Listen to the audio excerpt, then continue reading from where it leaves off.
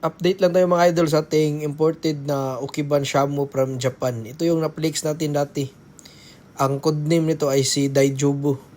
Isang black Okiban Shamu na big size kumpara kay Iner.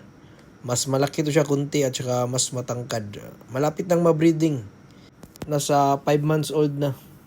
Ang kanyang pares ay malaki din, isang black na Okiban Shamu pulit. Abangan natin yan mga idol pag naka-breeding tayo ng medyo malaking Okiban Shamu. May mga bago tayong followers, hindi pa alam ang Okiban Shamu. Sila yung mga depensador na Shamu sa Japan.